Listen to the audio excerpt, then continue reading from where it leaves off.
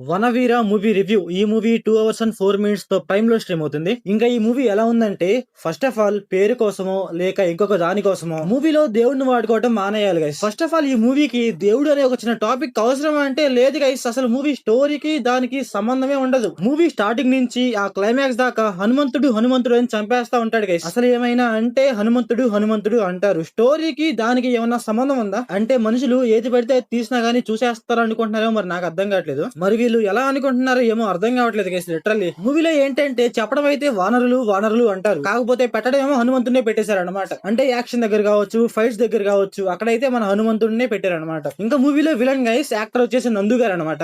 ఏంటంటే మూవీలో ఈయన క్యారెక్టర్ గైస్ హైప్ అంటే హైప్ ఇచ్చుకుంటా పోతారు. అసలు మూవీకి నాకైతే ఇంపాక్టే అనిపించలేదు. మామయ్యో లేక పెదనాన్న అనుకుంటా. ఆయన వచ్చేసి ఈ ఊర్లో నీకు మంచిగా ఇంపాక్ట్ ఉందిరా అంటాడు. ఆ ఊర్లో ఇంపాక్ట్ ఉందో లేదో తెలియదు కానీ మూవీకి అయితే అసలు అంటే అసలు ఇంపాక్ట్ లేదు గైస్. విలన్ అంటే చూసి కొంచెం భయపడేలా ఉండాలి గైస్. కాకపోతే నాకైతే నవ్వు వస్తా ఉంటుంది లిటరల్లీ చెప్పాలంటే. ఇంకొకటి ఏంటంటే మూవీలో కొన్ని వార్నింగ్లు ఉంటాయి గైస్. విలన్ వచ్చేసి మన హీరోకి ఇస్తా ఉంటాడు. అవి లిటరల్లీ గైస్ నవ్వు అంటే నవ్వు వస్తాయి అనమాట. మన విలన్ వార్నింగ్ ఒక కౌంటర్ ఇస్తే ఆన్ ద స్పాట్ లో మన హీరో కూడా అక్కడ కౌంటర్ వేస్తా ఉంటాడు అనమాట. అంటే ఏందో కొంచెం ఎలివేషన్ ఇచ్చుకున్నట్టు ఇచ్చుకుంటారు అక్కడ ఏంటంటే మన హీరోకి ఎలివేషన్ ఇచ్చుకున్నట్టు ఉంటుంది. ఇలాంటి వార్నింగ్ సీన్స్ ఒకటే ఉంటాయి అంటే కాదనమాట. మూవీలో 4-5 ఉంటాయి ఇలాంటి సీన్స్. ఇంకా మూవీలో అసలు పెద్ద మోసాలు ఏంటో తెలుసా, ట్విస్ట్లు అనమాట. ఇంటర్వ్యూలో ప్రీ క్లైమాక్స్ లో ట్విస్ట్ అంటూ మనల్ని మోసం చేస్తారు. ట్విస్ట్ అంటే జరిగిన స్టోరీతో లింక్ అవుతూ మనకు నమ్మశక్యంగా ఉండాలి. ఇది ఒక ట్విస్ట్ ఇచ్చాడ్రా బాబు అనేసి. మూవీలో ఏంటంటే ఆ ట్విస్ట్ కి స్టోరీకి లింక్ లేకుండా ఏదో క్లైమాక్స్ లో ఏదో ఒక స్టోరీ నింపేద్దాం అన్నట్టుగా నింపేస్తారనమాట. మన హీరో వాళ్ళ అన్నయ్యకి ఒక స్టోరీ ఉంటుంది గైస్. ఆ స్టోరీ వీళ్ళు రివీల్ చేస్తారనమాట. ఆ స్టోరీ రివీల్ చేసి ఫస్ట్ హాఫ్ మొత్తం దీనికోసమే చేశాను అన్నట్టుగా చెప్తారనమాట.